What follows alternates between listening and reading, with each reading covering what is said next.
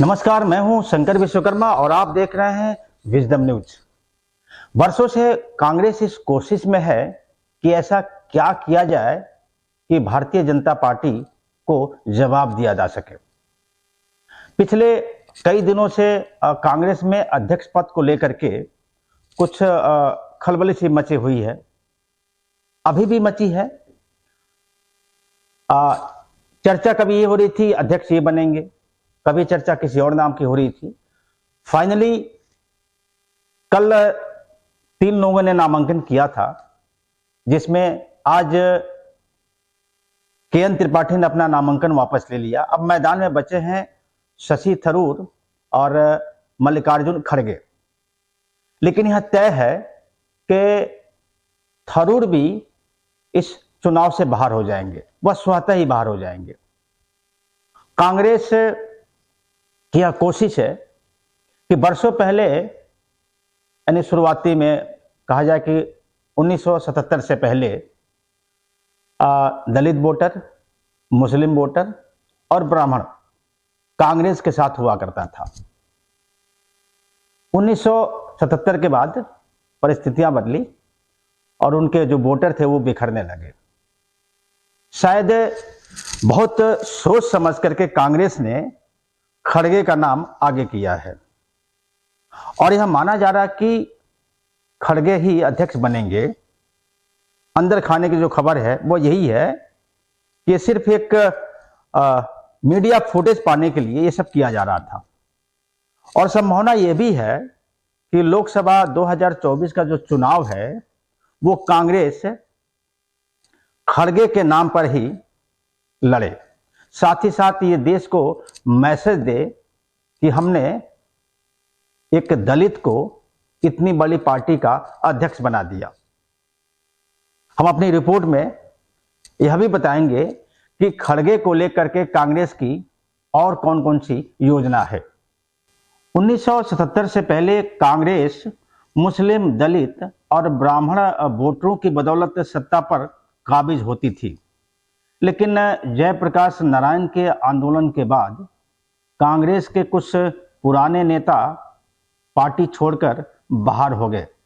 सबने अपनी अपनी पार्टियां बना ली और उसी समय दलित वोटों का बिखराव होना शुरू हो गया। मुसलमान भी कमोबेश इधर उधर जाने लगा। ब्राह्मण वोटर असमंजस में था, लेकिन उसकी आस्था वर्षों तक कांग्रेस में बनी रही। यहां बता दें कि कांग्रेस के पहले दलित अध्यक्ष रहे जगजीवन राम 1977 में प्रधानमंत्री बनते बनते रह गए। देश को पहला राष्ट्रपति KR नारायणन के रूप में 1997 में मिल गया था, लेकिन दलित प्रधानमंत्री का सपना आज भी बरकरार है। हालांकि 1977 में जगजीवन राम प्रधानमंत्री बनने के बहुत करीब पहुंच गए थे। उस समय के लोकसभा चुनाव में सबसे बड़ी पार्टी जनसंघ की थी, उसे 93 सीटें मिली थी, जबकि चौधरी चरण सिंह की पार्टी भारतीय क्रांति दल को 78 सीटें मिली थी। उधर जगजीवन राम की पार्टी कांग्रेस फॉर डेमोक्रेसी को 28 और इनके साथ वाली पार्टी सोशलिस्ट को भी 28 सीटें ही मिली थी। उस समय चर्चा इस बात की हुई थी कि प्रधानमंत्री किसे बनाया जाए। 3 लोगों के नाम सामने आए थे, मोरारजी देसाई, चौधरी चरण सिंह और जगजीवन राम। प्रधानमंत्री किसे बनाया जाए इसको लेकर चर्चाएं बहुत हुई, पर बात नहीं बन पाई। फाइनली प्रधानमंत्री चुनने की जिम्मेदारी जयप्रकाश नारायण और JB कृपलानी को दी गई। हालांकि जगजीवन राम के पक्ष में JB कृपलानी थे, लेकिन कुछ लोग चौधरी चरण सिंह को प्रधानमंत्री बनाना चाह रहे थे। जगजीवन राम का चौधरी चरण सिंह से संबंध अच्छा नहीं था। लिहाजा जगजीवन राम ने यह सोचकर कि कहीं चौधरी चरण सिंह प्रधानमंत्री न बन जाए, उन्होंने मोरारजी देसाई का समर्थन कर दिया। नतीजा यह रहा कि जगजीवन राम प्रधानमंत्री बनते बनते रह गए। हालांकि उत्तर प्रदेश में जब मायावती मुख्यमंत्री बनी थी तो उन्होंने एक नारा दिया था कि यूपी हुई हमारी है, अब दिल्ली की बारी है। और साथ ही साथ उन्होंने कार्यकर्ताओं के जोश और खरोश को देखते हुए यह कह दिया था कि दलित प्रधानमंत्री से दिल्ली कुछ ही कदम की दूरी पर है। हालांकि उस समय भी उनका सपना पूरा नहीं हो सका और एक मौका जो था कि दलित प्रधानमंत्री देश को मिलेगा, वह मौका भी उनके हाथ से चला गया। कांग्रेस से 2014 के बाद ही मंथन में लग गई थी। साथ ही साथ वह यह सोचने लग गई थी कि कैसे अपने पुराने वोटरों को अपने पाले में किया जाए, क्योंकि देश में दलित वोटों की संख्या सबसे ज्यादा है और उसे यह भी पता है कि ब्राह्मण वोटर इतनी आसानी से उसके पाले में आने वाला नहीं है। रही बात मुस्लिम वोटरों की, तो मुसलमान वोटर के लिए कोई भी अपनी पार्टी नहीं है। वह भाजपा को छोड़कर किसी के साथ भी जा सकता है, बशर्ते कि उसको यह पता चल जाए कि कौन सी पार्टी है जो भाजपा को टक्कर दे सकती है। ऐसी धारणा बनी हुई है और यह सच भी है। ऐसे में कांग्रेस की कोशिश है कि सिर्फ दलित और मुस्लिम वोटरों को ही जोड़ लिया जाए तो 2024 में बड़े आराम से भारतीय जनता पार्टी को टक्कर दिया जा सकता है। पिछले कई दिनों से कांग्रेस में भाजपा के ही तरीके से कुछ भूमिका बनाने की तैयारी चल रही थी, जिसकी परिणति शुरू भी हो चुकी है। उनकी योजना के अनुरूप सब कुछ होता दिख भी रहा है। अध्यक्ष पद को लेकर जितने भी नाम आए, सब कांग्रेस की रणनीति का ही हिस्सा है।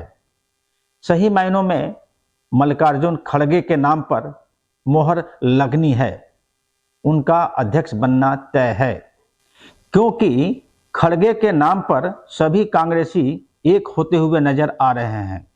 यहां तक कि G23 गुट के कांग्रेसी नेता भी उनकी प्रशंसा कर रहे हैं। उनमें पहला नाम शशि थरूर का है। शशि थरूर जो कुछ दिन पहले तक कांग्रेस नेतृत्व पर सवाल खड़ा किया करते थे, आज वह कांग्रेस और गांधी परिवार का DNA एक बताने की बात कर रहे हैं। यानी 2024 से लोकसभा चुनाव में मल्लिकार्जुन खड़गे के नाम पर ही वोट मांगे जाएंगे और अगर कांग्रेस ने ठीक से मेहनत कर ली तो हो सकता है वह बीजेपी को कड़ी टक्कर देते हुए नजर आए। संभावना यह भी है कि शायद चुनाव से पहले कांग्रेस यह भी घोषणा कर दे कि कांग्रेस के प्रधानमंत्री के प्रबल उम्मीदवार खड़गे ही होंगे। हालांकि लोग ये सोचेंगे या कहेंगे कि राहुल गांधी इतनी मेहनत कर रहे हैं, फिर खड़गे के नाम पर मोहर कैसे लग जाएगी। कांग्रेस को इससे कोई फर्क नहीं पड़ता है। सोनिया गांधी को, गांधी परिवार को यह अच्छी तरह पता है कि कोई भी उनका विश्वास पात्र अगर प्रधानमंत्री बनता है तो उन्हें कोई दिक्कत नहीं है। सोनिया गांधी ने ही ऐसा उदाहरण मनमोहन सिंह को प्रधानमंत्री बनाकर दे दिया था। साथ ही साथ कोशिश यह भी है कि किसी तरीके से 2024 में कांग्रेस की सरकार बन जाए। अगर ऐसा होता है तो राहुल गांधी भी सरकार चलाने के तौर तरीकों से वाकिफ हो जाएंगे। राजनीति में कभी भी कुछ भी हो सकता है। खड़गे आज सिर्फ अध्यक्ष बने हैं। चुनाव में हो सकता है कि उनके नाम को आगे रखा जाए और पूरी संभावना यह भी है कि शायद चुनाव से पहले कांग्रेस की तरफ से खड़गे को प्रधानमंत्री का प्रबल उम्मीदवार भी घोषित कर दिया जाए। अगर ऐसा होता है तो मुश्किल सिर्फ भाजपा के लिए होगी।